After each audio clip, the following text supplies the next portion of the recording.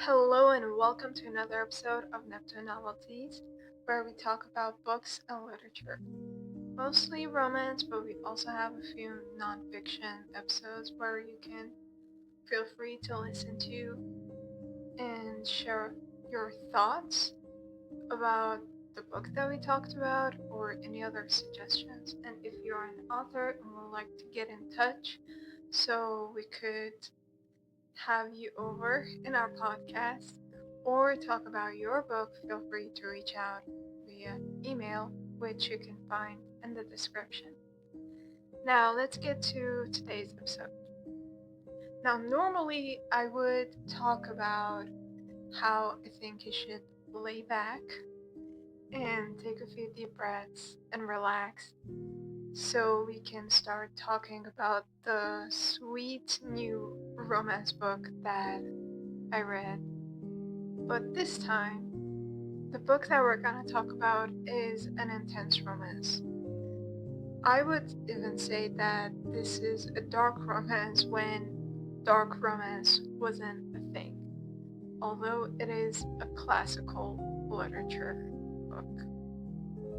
I'll give you a few seconds to guess what book I'm talking about. A few hints. It is romance. It is considered a classic English lit. So, any guesses? If you said Wuthering Heights by Emily Brontë, congratulations, you were right. And although I did not read this book recently, I read it years ago. Honestly, it was one of the books that I read like when I was 12 or around that age, and I reread it a couple of times. However, the idea of talking about this book came to me considering the fact that the new movie, Wuthering Heights, starring Margot Robbie, is gonna be released on Valentine's Day this year, so I took it as a sign that this is the book that I should talk about this time. If you already read the book, you have good taste. Whether you loved it or hated, it is one of those books that I think everyone should read. Maybe not at 12 though, but it is a must read from my point of view. Now, a little description. Wuthering Heights is Emily Bronte's only novel, a work of tremendous and far-reaching influence. And the story is about Lockwood, the new tenant that needs to seek shelter one night at Wuthering Heights, the home of his landlord. And there he discovers the history of the events that took place years ago, which was the intense relationship between the gypsy Heathcliff and Catherine Earnshaw, and how Catherine, forced to choose between her passionate and tortured soulmate, I would say, Heathcliff, and the gentle, well-bred Edgar Linton, surrendered to the expectations of her class, as Heathcliff's bitterness and his betrayal is visited upon the next generation, their innocent heirs must struggle to escape the legacy of the past. Like I said, this is an intense book that I believe was written. It was really one of those books that wasn't really suitable for the date that it was published. It was way beyond its era, I would say. Something interesting about this book is that there is no hero or villain. I think in so many books, if you dig deep, you can find someone who is a little bit portrayed as the villain or the hero, but in this book, everyone's a villain. Now, that could mean so many things, but honestly, Personally, this used to be my favorite classic of all time. I read it so many times over different years and I loved it every single time.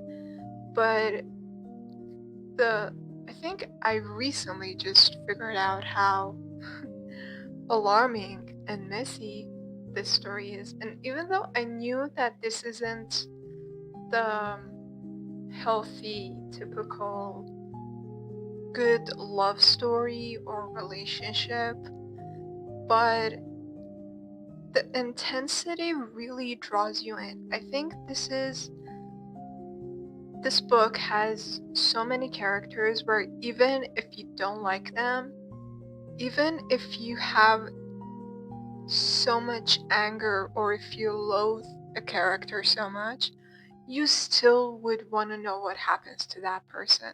So you keep reading. And a little spoiler alert, nothing good happens in this book.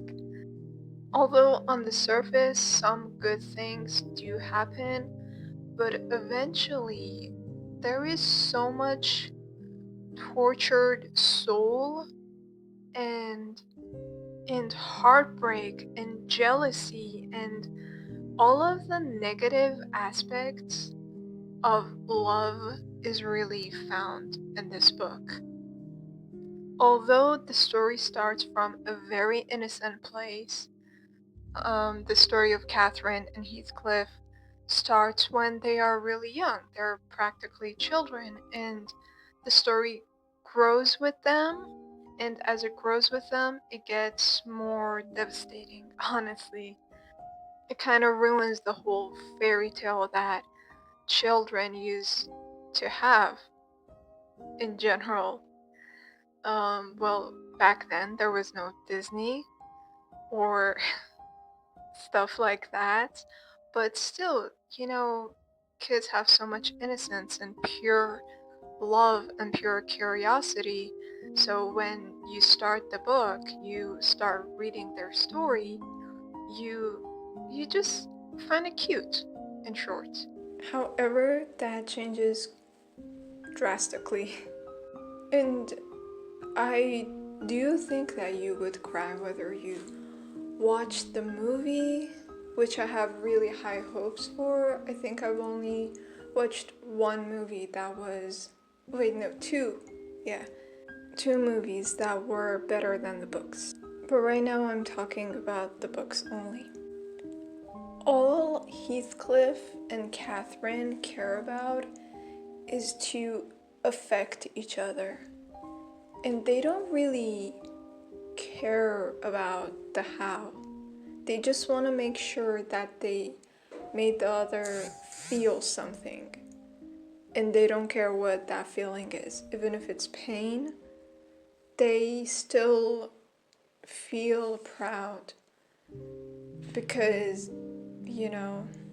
they just wanted a reaction. However, Catherine is way, way more cruel than Heathcliff, and mostly I did very feel bad for Heathcliff.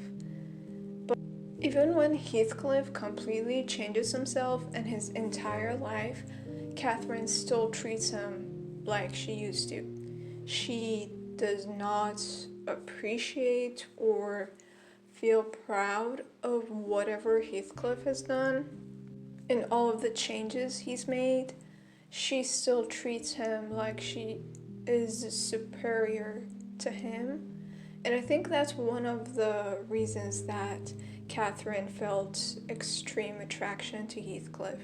When you read more into the story, you notice that Catherine feels extremely indifferent when she is spending time with people who are close to her, close to her status, raised the same way she was, knows the same things that her family did.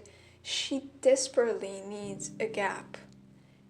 And she sees that gap in her lifestyle and Heathcliff's, which is one of the reasons, again, that, when Edgar comes along, she doesn't feel anything. And in fact, I think she only accepts people and treatment and things as long as she knows that it'll affect Heathcliff. You could say that she's completely selfless in that factor. You know, she does not care about herself at all, and she stretches herself thin to do anything to get Heathcliff's attention. And the way Heathcliff just keeps rewarding her every single time for years and years and on, there's no ending. The only ending would be death. And you keep questioning whether Catherine is doing all of that out of pure love, which is really, it really doesn't make sense, because when you love someone, you don't put them through hell. Or is she doing it out of hate? You know, there is a very thin line between hate and love. So many actions and so many behaviors are the same, just from a different point of view.